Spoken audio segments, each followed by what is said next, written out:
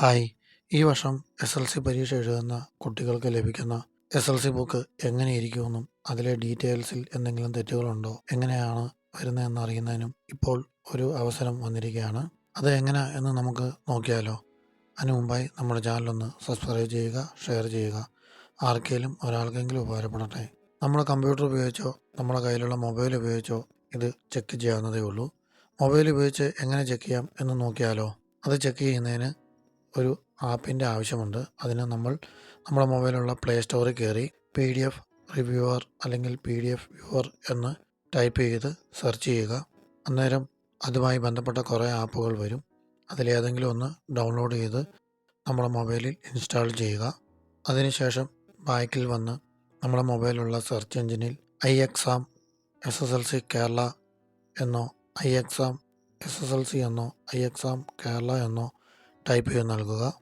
ശേഷം സെർച്ച് ചെയ്യുക. അന്നേരം iExam SSLC പോർട്ടൽ എന്നും പറഞ്ഞ് ഒരു സൈറ്റ് വരും. ഒരുപാട് സൈറ്റുകളുണ്ട്. അതിൽ നിന്ന് കറക്റ്റായിട്ടുള്ള സൈറ്റ് തിരഞ്ഞെടുക്കുക. SSLCexam.kerala.gov.in ആണ് ശരിയായ സൈറ്റ്. അതിൽ ക്ലിക്ക് ചെയ്യുക. സൈറ്റ് അല്പം ഡിലേ ആണ്, വരാൻ താമസിക്കും. ഒന്നുകൂടെ റീലോഡ് കൊടുക്കുക. അന്നേരം ആ സൈറ്റിലേക്ക് നമ്മൾ പ്രവേശിക്കും. അതിൽ കുറേ ഓപ്ഷൻസും കുറേ വ്യൂവറും കാര്യങ്ങളൊക്കെ ഉണ്ട്. അതിൽ ആദ്യം കാണുന്ന ഓപ്ഷനിൽ ക്ലിക്ക് ചെയ്യുക. SSLC exam March 2025 candidate data part view എന്നുള്ളിടത്ത് ക്ലിക്ക് ചെയ്യുക. അന്നേരം വരുന്ന പേജിൽ ആണ് നമ്മൾ ഇത് ചെക്ക് ചെയ്യുന്നത്. അതിന് നമ്മുടെ സൗകര്യാർത്ഥം സൂം ചെയ്ത് വെക്കുക. ശേഷം ആദ്യം എഡ്യൂക്കേഷൻ ഡിസ്ട്രിക്റ്റ് വേണം സെലക്ട് ചെയ്ത് നൽകാൻ. നമ്മൾ താമസിക്കുന്ന ഡിസ്ട്രിക്റ്റ് അല്ല, എഡ്യൂക്കേഷൻ പല ഡിസ്ട്രിക്റ്റുകളായിട്ട് തിരിച്ചിട്ടുണ്ട്. അത് ഏതാണെന്ന് വെച്ച് കഴിഞ്ഞാൽ തിരഞ്ഞെടുക്കുക. അതിനുശേഷം ആ എഡ്യൂക്കേഷൻ ഡിസ്ട്രിക്റ്റിന് കീഴിൽ വരുന്ന സ്കൂളുകളിൽ ഏതാണോ നമ്മുടെ സ്കൂള് അത് തിരഞ്ഞെടുക്കുക. അതിനുശേഷം അഡ്മിഷൻ നമ്പർ നൽകുക. നമ്മളൊക്കെ SSLC എഴുതാൻ പോകുന്നതിന് മുമ്പായി നമുക്കൊരു അഡ്മിഷൻ നമ്പർ ഉണ്ടാവും. സ്കൂളിൽ ചേരുന്ന സമയത്ത് ലഭിക്കുന്നതാണ്. അത് ടൈപ്പ് ചെയ്ത് നൽകുക.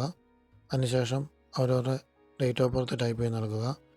ഡേറ്റ് ഓഫ് ബർത്ത് ടൈപ്പ് ചെയ്ത് നൽകാം, അല്ലെങ്കിൽ ടൈപ്പ് ചെയ്യുന്ന സമയത്ത് ഒരു കലണ്ടർ വരും. ആ കലണ്ടറിൽ നിന്ന് സെലക്ട് ചെയ്ത് വേണമെങ്കിൽ നൽകാം. ചിലപ്പോൾ ടൈപ്പ് ചെയ്ത് നൽകുമ്പോൾ ഓക്കെ ആയിട്ടില്ലെങ്കിൽ ആ കലണ്ടറിൽ നിന്ന് സെലക്ട് ചെയ്ത് നൽകുക. ശേഷം തന്നിരിക്കുന്ന ക്യാപ്ച ടൈപ്പ് ചെയ്ത് നൽകുക. ശേഷം ഷോസ് കാൻഡിഡേറ്റ് ഡീറ്റെയിൽ വ്യൂ എന്നിടത്ത് ക്ലിക്ക് ചെയ്യുക. സൈറ്റ് ഡിലേ ആണെങ്കിൽ വെയിറ്റ് ചെയ്യുക. അന്നേരം ഒരു PDF ഫയൽ വരും. അത് നമ്മൾ ഓപ്പൺ ചെയ്യുക. നേരത്തെ ഡൗൺലോഡ് ചെയ്ത് ഇൻസ്റ്റാൾ ചെയ്ത PDF വ്യൂവറിലായിരിക്കും അത് ഓപ്പണായി വരുന്നത്. ആ SSLC ബുക്കിൽ വരുന്ന ഡീറ്റെയിൽ അന്നേരം നമുക്ക് വിസിബിളായിട്ട് വരും. അത് നോക്കി മനസ്സിലാക്കുക. അതുപോലെ തന്നെ ഡേറ്റ് ഓഫ് ബർത്ത്, മറ്റുള്ള അച്ഛൻ്റെ അമ്മയുടെയും പേര്, ജാതി, അങ്ങനെയുള്ള അഡ്രസ്സ്, അങ്ങനെയുള്ള ഓരോ കാര്യങ്ങളും ശ്രദ്ധിക്കണം. സ്പെല്ലിംഗ് മിസ്റ്റേക്ക് ഉണ്ടോ എന്ന് നോക്കണം. അതുപോലെ തന്നെ എഴുത്തിൽ